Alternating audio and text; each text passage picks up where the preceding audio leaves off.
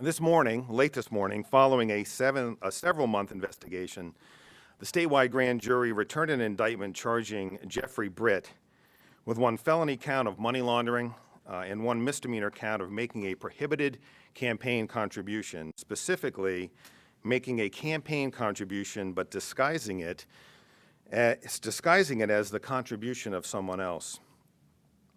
As alleged in the indictment, these charges arise from Mr. Britt's conduct while working in 2016 as a paid campaign consultant to Speaker Nicholas Mattiello's campaign for re-election to the House of Representatives.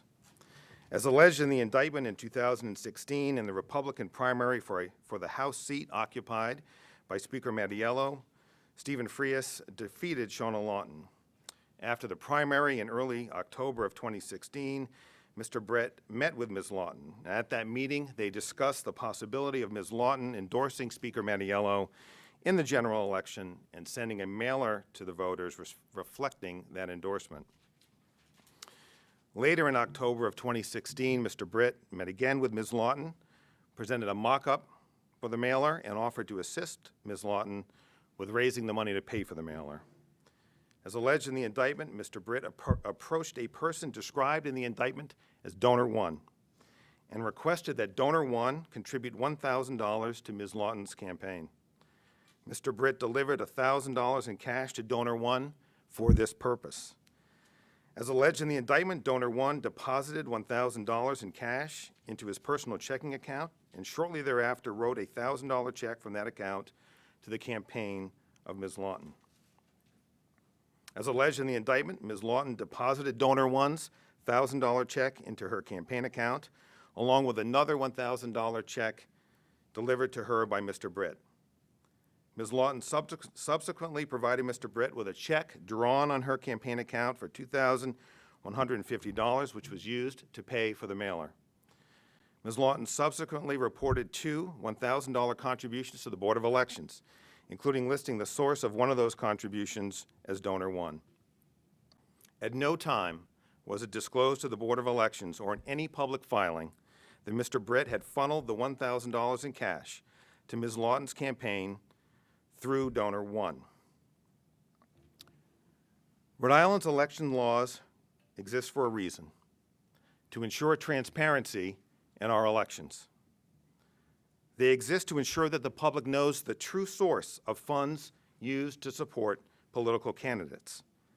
They exist to ensure that the public can judge the motivation underlying support for a particular candidate. In short, they exist to ensure the integrity of our elections. Mr. Britt, as alleged here, thwarted these goals by intentionally and unlawfully disguising the true source of the funds used to pay for Ms. Lawton's mailer endorsing Speaker Mattiello. This matter was referred to the Board of Elections to this office in 2018 with a request that this office consider whether Mr. Britt had violated certain provisions of Rhode Island's campaign finance laws. Upon taking office in January, I assigned this matter to our newly formed Public Integrity Unit and asked the state police to work with the prosecutors assigned to that unit in this investigation. I'm grateful for their work and for their help. A review of the record before the Board of Elections regarding this matter demonstrates the challenges that the board has in conducting effective investigations of election and campaign finance law violations. For nearly 2 years, the board was stymied by various parties who failed to cooperate with the board, even when the board relied on compulsory process. Candidly, the board did a great job to achieve what they did, given the cooperation that they received. But overall, this is a matter to me of great concern.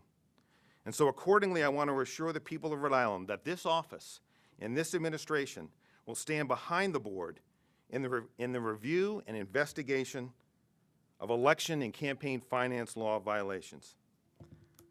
Simply ignoring the board's attempts to gain information without legally justifiable grounds will be a strong indication to this office and to me that the full investigative weight of this office should be utilized.